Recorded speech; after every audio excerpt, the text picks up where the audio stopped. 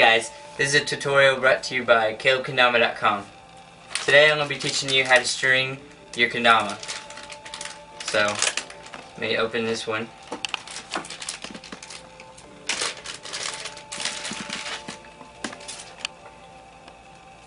Alright, let's say you're playing with a kendama and out of nowhere the string breaks. Today I'm going to teach you how we can easily fix it. So let's jump right into it. First, what you want to do is you're going to want to take the cross piece off of your kendama. So you just wiggle it back and forth until it comes off. Usually there's a hole or something in the back, so you just pull right out. And you want to remove the string from the ball.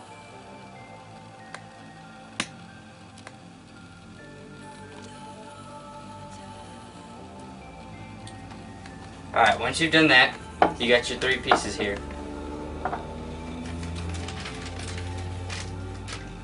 In every Kaleb kendama, it comes with a replacement string and bead. So just in case your string does break, you have one of these to fix it.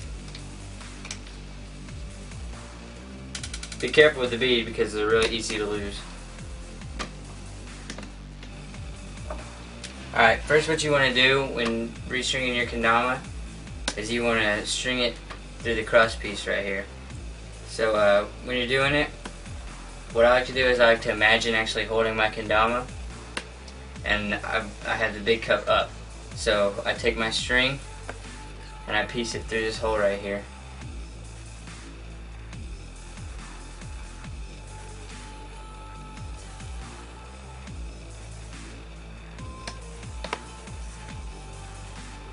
Just like this.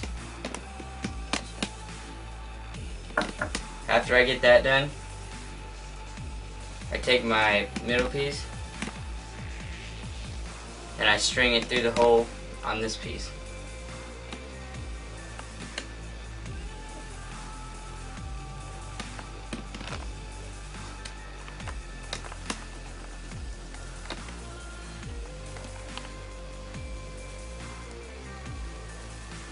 Once I've done this,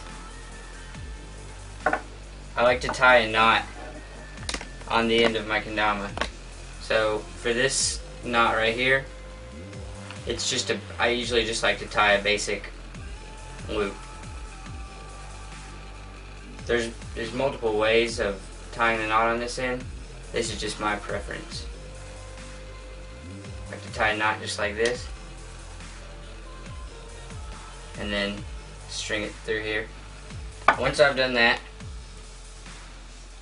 I put this piece back on.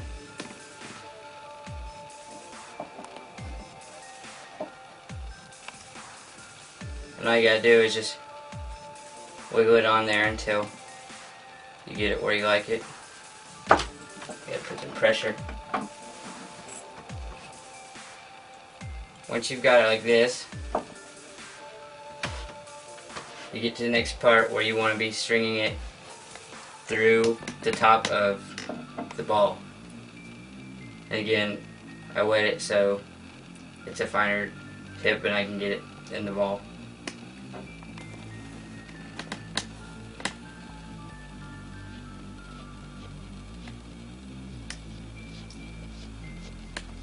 Once I string it through the ball, I string it through the bead, which is probably the hardest one to string it through. And it takes a lot of precision, but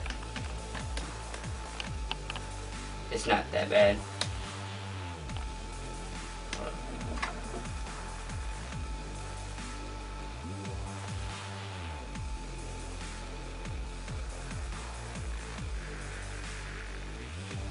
Alright, there you go. Once you get it like that,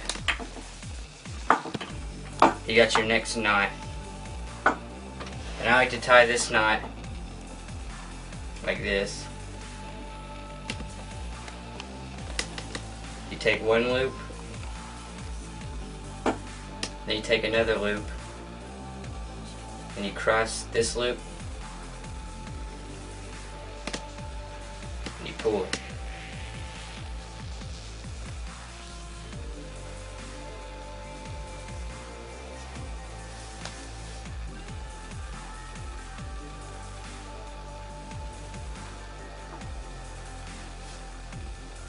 And after I tie that knot right there, I like to come back in and tie one more knot just to make sure it doesn't come off while I'm playing. So I come up here and I knot that. Once you have it like that, you got your kendama string and you're ready to play.